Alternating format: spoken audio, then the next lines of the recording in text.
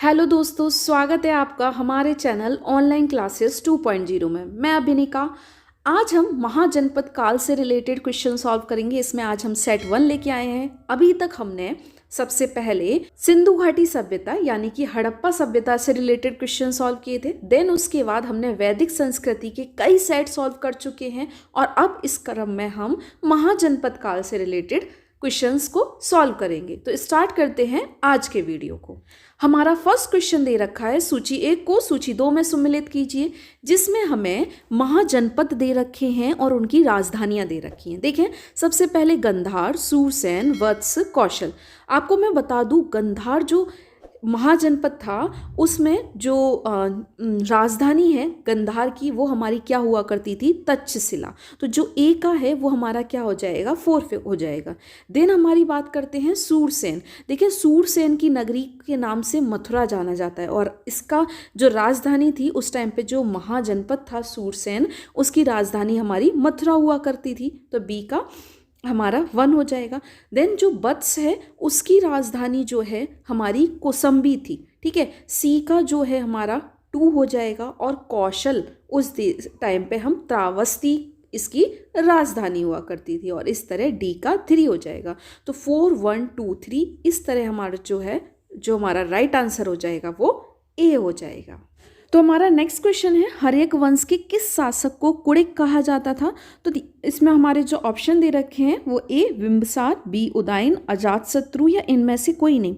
तो याद रखिएगा, अजातशत्रु को उस टाइम पे कुड़िक कहा जाता था। तो इसका राइट आंसर जो है हमारा सी हो जाएगा। नेक्स्ट क्वेश्चन है हमारा, किस शासक ने गंगा एवं सोन नदियों के संगम पर पाटलिपुत्र नामक नगर की स्थापना की थी। देखिए, पाटलिपुत्र, अजातशत्रु, उदयन, अशोक या घनानंद। याद रखिएगा, उदयन जो है उन्होंने पाटलिपुत्र नामक नगर की स्थापना की थी, इसलिए इसका जो राइट आंसर है वो हमारा बी हो जाएगा। नेक्स्ट क्वेश्चन है, शिशुनाग वंश का वह कौन सा शासक था जिसके समय में वैशाली में द्वितीय बौद्ध संगति का आयोजन किया गया, उसे काकवड़ के नाम से भी जाना जाता है। देखिए, शिशुनाग वंश का है वो राजा कौन सा है, क्या वो शिशुनाग है, कालाशोक है, नंदीवर्धन है या इनमें से कोई नहीं। तो मैं आपको बता दूं, शिशुनाग वंश के कालाशोक जो थे उनके टाइम पर वैशाली में द्वितीय बौद्ध संगति हुई थी। ठीक है, और दूसरी बात, उसे काकवड़ के नाम से भी जाना जाता है, इसलिए इसका जो राइट आंसर है वो हमारा बी हो जाएगा। नेक्स्ट क्वेश्चन है, 323 ईसा पूर्व में सिकंदर महान की मृत्यु हुई थी। ये कहाँ पर हुई थी, क्या ये फारस में हुई, क्या ये वेविलोन में हुई, मैसिडोनिया में हुई या तक्षशिला में हुई। तो याद रखें, जो 323 ईसा पूर्व है वो सिकंदर महान की मृत्यु के लिए बहुत चर्चित ईयर है जो माना जाता है, और उनकी जो ये मृत्यु थी ये बेबीलोन में हुई थी। तो इसका जो राइट आंसर है ये हमारा बेबीलोन हो जाएगा। ओके, नेक्स्ट क्वेश्चन हमारा है, सिकंदर महान, अलेक्जेंडर द ग्रेट एवं पोरस पुरु की सेनाओं में निम्नलिखित में से किन नदी के आमने सामने वाले तटों पर पड़ाव डाला हुआ था। मतलब कि जब अलेक्जेंडर महान और पोरस की लड़ाई हुई तो उस टाइम पे किस नदी के पास हुई थी, जिसको हम हाइडेस्पेस का युद्ध भी कहते हैं। क्या वो रावी नदी थी, झेलम थी, सतलज थी या चिनाब थी। तो इसका जो राइट आंसर है वो हमारा बी है। ये जो हुआ था हाइडेस्पेस का युद्ध, जो कि Alexander the great and Porus के बीच में हुआ था, वो हमारा झेलम नदी के पास हुआ था। ओके, नेक्स्ट क्वेश्चन है, किस मृत भांड मतलब कि पोट्री भारत में द्वितीय नगरीकरण शहरीकरण के प्रारंभ का प्रतीक माना जाता है। क्या वो गेरू रंग वाले मृत भांड थे, चित्रित थे, उत्तरी काले पॉलिस्कृत बर्तन थे या काले और लाल बर्तन थे। तो याद रखिएगा, ये उत्तरी काले पॉलिस्कृत बर्तन थे। इसी को द्वितीय नगरीकरण शहरीकरण के प्रारंभ का प्रतीक माना गया है। ओके, नेक्स्ट क्वेश्चन हमारा जो है वो दे रखा है, पाली ग्रंथों में गांव के मुखिया को क्या कहा गया है। पाली ग्रंथ जो है उसमें गांव के मुखिया को क्या कहा गया है, पूछा गया है। ग्रामक कहा गया है, भोजक या ग्राम भोजक कहा गया है, ज्येष्ठक कहा गया है या ग्रामपति। तो याद रखें, इसको भोजक या फिर ग्राम भोजक पाली ग्रंथों में कहा गया है। तो इसका जो राइट आंसर है वो हमारा बी हो जाएगा।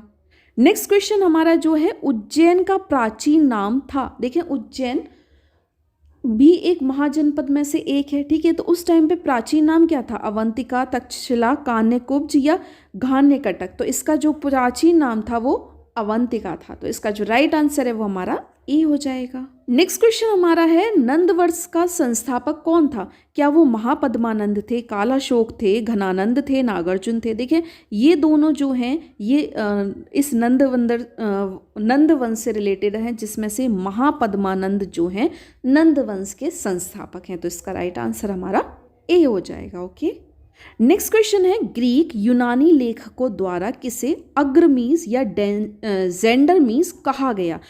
अजातशत्रु को, कालाशोक को, महापद्मानंद को या घनानंद को? तो याद रखना अग्रमीज या जेंडरमीज जो ग्रीक और यूनानी लेखकों ने कहा है ये घनानंद को कहा था। ठीक है, तो इसका जो राइट आंसर है वो हमारा डी हो जाएगा। नेक्स्ट क्वेश्चन है प्राचीन भारत में पहला विदेशी आक्रमण किनके द्वारा किया गया? देखो हमारे देश में कई सारे विदेशी आक्रमण हुए, जैसे कि ईरानियों के द्वारा, यूनानियों के द्वारा, शकों द्वारा, कुषाणों द्वारा। तो यहाँ पे पूछा गया है पहला किस विदेशी को द्वारा हुआ? तो याद रखिएगा जो हुआ था वो ईरानियों द्वारा हुआ था। देन उसके बाद जो है यूनानियों द्वारा, फिर शक आए थे और उसके बाद कुषाण आए थे। यही क्रम है जिसमें से सबसे पहले ईरानियों द्वारा हुआ था। इसका राइट आंसर हमारा ए हो जाएगा। नेक्स्ट क्वेश्चन हमारा है प्राचीन भारत में दूसरा विदेशी आक्रमण एवं पहला यूरोपीय आक्रमण किनके द्वारा किया गया? ईरानियों द्वारा, यूनानियों द्वारा, शकों द्वारा, कुषाणों द्वारा।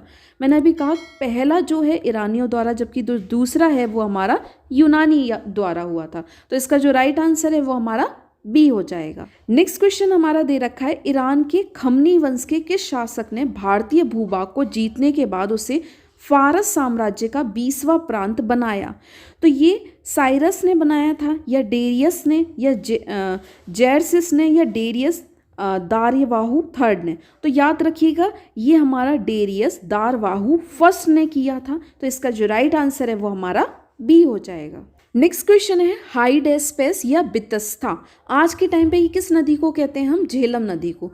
का युद्ध जो है कि किन किन शासकों के बीच में हुआ? तो सिकंदर एवं पोरस के मध्य, सेल्यूकस एवं चंद्रगुप्त मौर्य के मध्य, चंद्रगुप्त मौर्य या घनानंद के मध्य, सिकंदर और आम्भी के मध्य। तो मैं आपको बता दूं झेलम या हाइडेस्पेस या बितस्ता का युद्ध जो है बहुत फेमस है और ये सिकंदर और पोरस के मध्य हुआ था झेलम नदी के किनारे। तो इसका जो राइट आंसर है वो हमारा ए हो जाएगा। नेक्स्ट क्वेश्चन हमारा दे रखा है सिकंदर ने भारत पर आक्रमण कब किया? 326 ईसा पूर्व, 326 ईस्वी या 323 ईसा पूर्व या 323 ईस्वी? याद रखें ये जो किया था 326 ईसा पूर्व पहले सिकंदर ने भारत पर आक्रमण किया। तो इसका जो राइट आंसर है वो हमारा ए हो जाएगा। देखिए नेक्स्ट क्वेश्चन दे रखा है जिसमें शासकों की सूची दे रखी है और उसमें वंश पूछे हैं। शासकों में बिंबिसार, कालाशोक, महापद्मानंद, बिंदुसार, जबकि वंशों में हर्यक वंश, शिशुनाग वंश, मौर्य वंश और नंद वंश दे रखे हैं। तो देखें जो बिंबिसार दे रखे हैं ये हमारे हर्यक वंश से हैं। ठीक है, तो जो हमारा ए का हो जाएगा ये हमारा 1 हो जाएगा, जबकि जो कालाशोक हैं ये शिशुनाग वंश से रिलेटेड हैं, तो जो बी का है वो 2 हो जाएगा।